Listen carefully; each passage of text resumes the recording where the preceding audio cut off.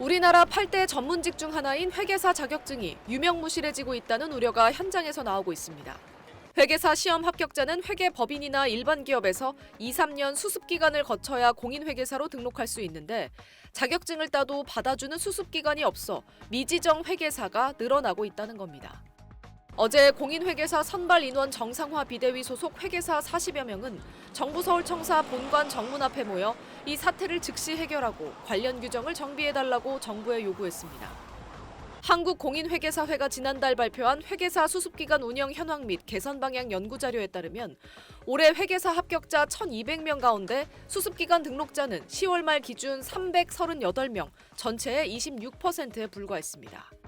취업 N수 현상이 확산되고 있다는 뜻입니다. 2024년 합격자 가운데 206명도 아직 미취업 상태입니다. 이른바 빅4 회계법인은 매년 800명 정도의 신입 회계사를 뽑고 있습니다. 업계에서는 정부의 수요 예측 실패를 원인으로 지목하고 있습니다. 2018년 외부감사법이 전면 개정돼 회계사 수요가 늘어나면서 금융위원회는 합격자 수를 당시 850명에서 1250명까지 대폭 늘려왔습니다. 하지만 지난해부터 업황이 침체하면서 회계법인들의 채용 규모가 줄었고 일부 법인들은 업무에 AI를 도입하면서 신입 수요가 급격히 줄어든 것으로 나타났습니다. 결국 금융위가 지난달 내년 선발 예정 인원을 50명 줄이겠다고 밝혔지만 회계법인들이 내년 채용 인원을 올해보다 20%가량 줄이는 계획을 검토하고 있다는 사실이 알려지면서 현장에선 대책이 부족하다는 지적이 나오고 있습니다. 금융위는 회계법인뿐 아니라 정부, 공공기관, 공기업까지 실무 수습기관으로 활용하는 등 대책 마련에 고심하는 것으로 알려졌습니다. SBS 김민정입니다. 미국 아마존의 개발자 인턴 면접 장면을 녹화하는 이 사람, 컬럼비아 대학생이었던 로이 리입니다. 면접관이 코딩 문제를 내자 곧 능숙하게 풀어냅니다. Is it possible to simplify step 1 and step 2? So the step 1 insertion logic says 코딩 문제를 풀어내는 면접 화면 옆엔 면접관에겐 보이지 않는 작은 창이 떠 있습니다. 로이 리가 직접 개발한 부정행위 AI 프로그램이 정답을 몰래 알려주고 있는 겁니다. copy pasting exactly what interview coder gave me. That feels like an offer, so I'll be back if I get an offer. 로이 리는 이런 식으로 메타와 틱톡 인턴에도 합격했고 이 과정을 공개한 영상이 테크업계에 윤리적 논란을 일으키며 결국 대학에서 퇴학당했습니다.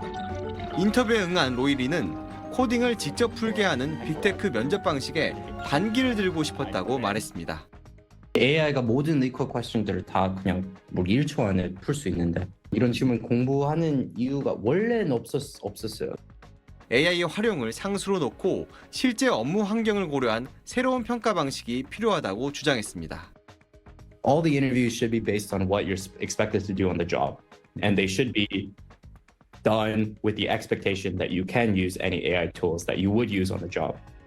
그는 퇴학 후 이 프로그램을 활용한 스타트업을 창업했고 530만 달러, 약 75억 원의 투자를 유치했습니다.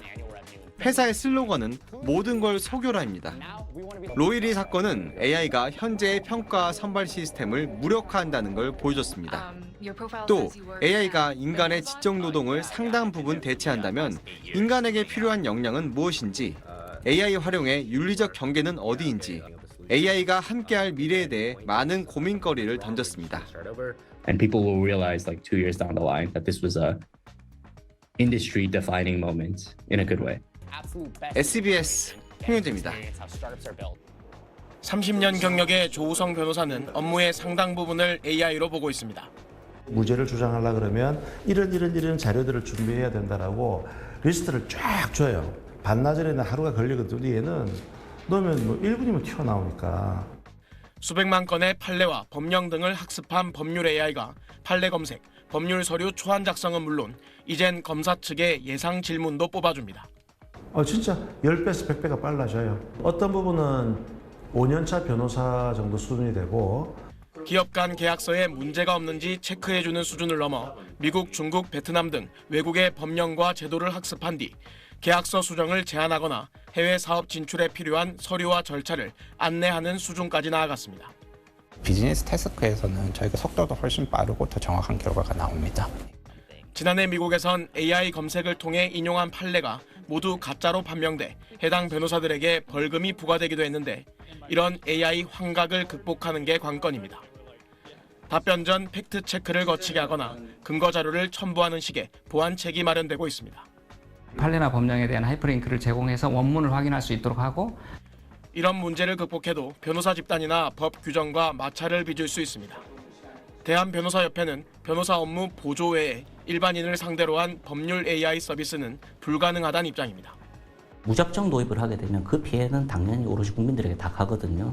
완전성 내지는 이제 무결성 이런 것들이 충분히 담보가 되고 법률 AI를 둘러싼 법적 책임 소재 등 제도 정비가 시급하다는 지적이 제기됩니다. SBS 정성진입니다. AI를 활용해 피부 관리와 화장법을 추천하는 앱을 개발하는 스타트업의 화상의 모습입니다. We have some changes, the backend changes, architecture changes. So 화면 속 직원들은 모두 인도와 파키스탄 현지인으로 대학에서 컴퓨터공학 학위를 딴 AI 개발자들입니다. I have done my bachelor's in software engineering here in Pakistan and graduated in 2020. And since then, I've been working as a software engineer, as a mobile engineer. 이렇게 현지 개발자를 채용한 이유는 한국 개발자의 60% 수준인 인건비와 AI 기본 모델부터 서비스 개발까지 아우르는 다양한 경험 때문이다. 머신러닝 AI 관련된 그쪽 수요가 많다 보니까 그쪽 개발을 많이 하셨어요. 기본적으로 이제 그런 경험들을 갖고 계시고 IT 회사들이 외국 현지인 채용으로 눈을 돌리니 국내 대학 졸업생들의 취업문은 점점 좁아지는 분위기입니다. 컴퓨터 공학과를 졸업한 A씨는 지난해 9월부터 300곳 넘는 회사에 지원했지만 한 곳을 제외하곤 모두 쓴맛을 봤습니다. 지금은 정부 지원 교육기관에서 프로그래밍 언어를 새로 배우고 있습니다. 자바를 중심으로 하고 그걸 기반으로 제가 이력서를 제출을 하고 그랬었는데 이게 인공지능 분야를 그 학습을 할 때 기본적으로 쓰이는 프로그래밍 언어가 파이썬을 많이 쓰기 때문에 지난 1분기 국내 IT 업계 채용 공고는 지난해보다 13.4% 줄었고 특히 신규 채용은 18.9%나 감소했습니다. 경기 부진 여파로 전반적인 투자가 줄고 기업들이 AI 중심으로 업무를 재편한 영역으로 풀이됩니다. 제일 적어야 3년 아니면 또 이제 유통업계 쪽 제가 이런 데도 공고를 봤었는데 7년 요구를 하더라고요. 신입 안 뽑겠다는 거죠. AI 확산으로 기업이 요구하는 역량이 변화함에 따라 대학과 직장의 교육체계 정비와 개발자 개인의 능동적인 대응이 중요해졌습니다. SBS 홍현주입니다.